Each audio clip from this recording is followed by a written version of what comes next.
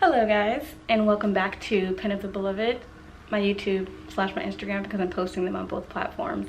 But today I want to do a Creative Tuesday video, which is something I have not done in a very long time. But I started it on my Instagram about 6 months ago, and it's where I wanted to just kind of pick a day of the week and talk about creativity and what's happening in my life and how creativity can be encouraged more in your own life. And so today I want to talk about two things. Obviously, one is creativity and the other is something I'm learning more about, which is social justice and with what is happening currently in our nation. And I think it's important to kind of talk about two of those things, because oftentimes I think people who aren't, didn't go to school for social justice or things like that can kind of feel disqualified from talking about it.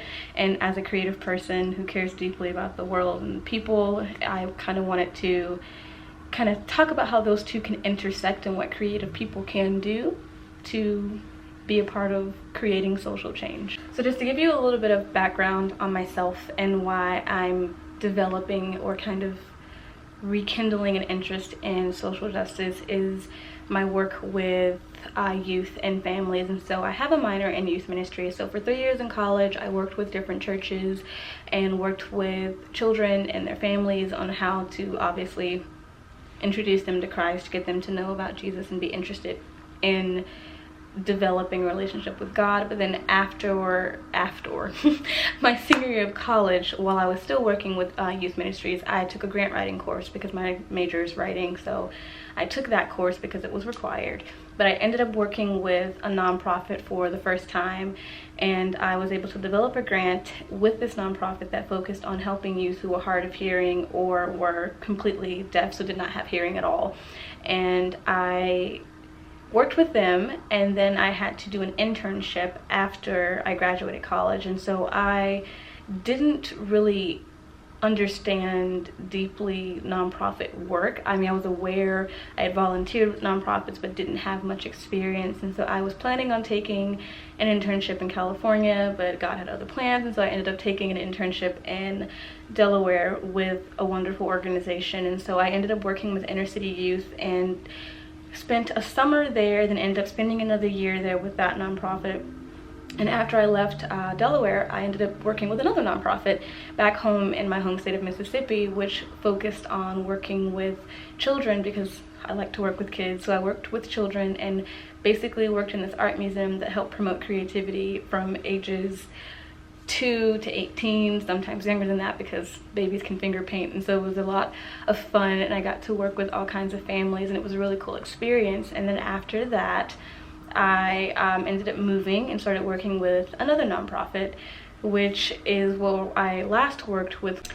So this last organization that I worked with is a nonprofit that was also focused on youth and family. And so with this organization, I got to really delve into grant writing and writing government grants and foundation grants and private grants on all of these different facets of this specific organization and all of the different programs that they've had, because this organization has been around for about 50 years. And so much of the writing that I did, I have to focus and look at the camera, but much of the writing that I did focused on how to better those programs to continue educational development, social development skills for these youth as they grew up in this organization and then end up graduating high school, going to college. And so focusing on these different life skills that would actually promote and better their lives, and teaching financial skills and social skills on how to handle anger and handle frustration, and how to develop skills and study skills that would help better their academic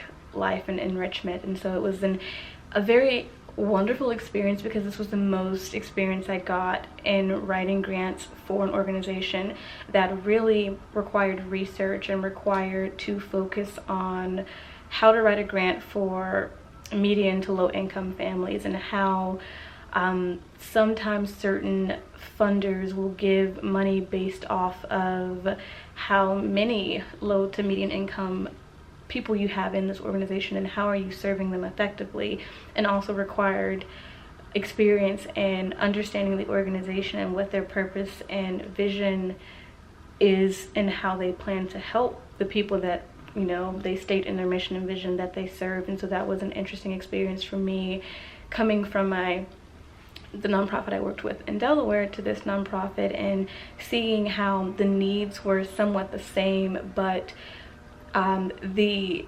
economics were different. Like it was just interesting. And when you work with nonprofits and you work with people who claim to help and want to help families and youth who are struggling financially, who are struggling emotionally, academically, and spiritually, even depending on the nonprofit, it really does open your eyes to see how there are systems that do properly affect and help and aid, and then there are systems that are set in place that claim to do that and actually don't do that. And so it's been this huge experience of working with different groups of people, and I love working with people, and sometimes organizations and systems that are set in place don't adequately do enough for people. And so in my experience with all of these nonprofits, there have been 3 things that I've learned, and one is how creativity does create healing for the individuals that I've worked with. From my experience in Delaware and working with middle schoolers and teaching them how to effectively write about their emotions and to read other poets and other writers who've experienced the same things they've experienced, which allowed them to better articulate their own experience and their own pain and emotions on how to become better people, and also how creativity can be used as a tool for awareness. And the latest nonprofit I worked with, creativity was used to spread awareness on fundraisers and events and galas and all of these different modes of putting information out to the public so that we can create awareness on what it is that we're doing within the organization. And lastly, how creativity can be used to bring a community together to rally a group of people behind a good cause, which we see in various movements such as A21 with human trafficking or Black Lives Matter, and how they are promoting awareness and using creativity and social media to do that. So my point in creating this video for Creative Tuesday is to kind of encourage people who are creative individuals and you feel that you are limited in how you can talk about these kinds of things in respect to social change and social justice, and how to integrate that with your art, is to share your work. So share the poem you think that no one will read, share the graphics, share the artwork, because art and literature and words have the power and capability to change someone's point of view and cause someone to think in a way that they did not think of before. And literature, words, creativity, art has the power to do that. And also use the internet, my friends. So if you are passionate about something that you have recently found out about, learn about it, understand more about it, figure out how you can be involved in nonprofits and different organizations that are championing for those causes.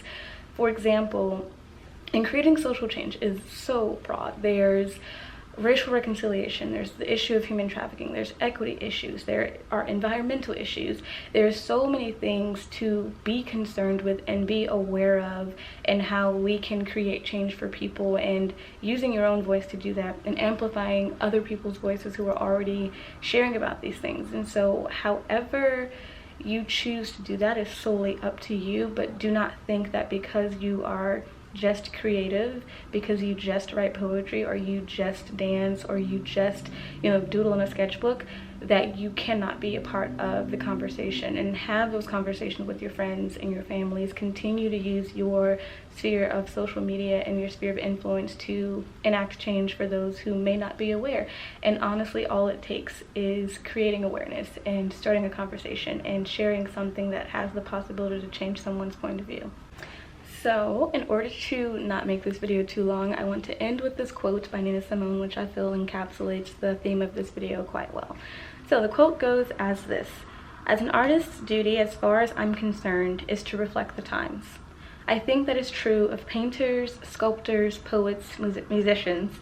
As far as I'm concerned, it's their choice, but I choose to reflect the times and situations in which I find myself. That, to me, is my duty. And at this crucial time in our lives, when everything is so desperate, when every day is a matter of survival, I don't think you can help but be involved. Young people, black and white, know this. That's why they're so involved in politics. We will shape and mold this country, or it will not be molded and shaped at all anymore. So I don't think you have a choice. how can you be an artist and not reflect the times? That to me is the definition of an artist. And Nina Simone was a beautiful pianist and composer and singer who was alive during the civil rights. She was close friends with Martin Luther King Jr., James Baldwin, all of these other artists and creators. Actually, don't quote me on the part about being close friends with MLK. I think she knew him. But she was very active in fighting for social justice and social change and civil rights, and understanding the power and potency of being an artist and being a creator, and how what you create and what you put out into the world has the possibility to change the world. And so keep that in mind when you create and when you ask yourself, how can you be involved in what is happening in the world? So thank you for watching this video. Don't forget to comment, like, and subscribe, or follow me on Instagram. And I hope this video has encouraged you in some way.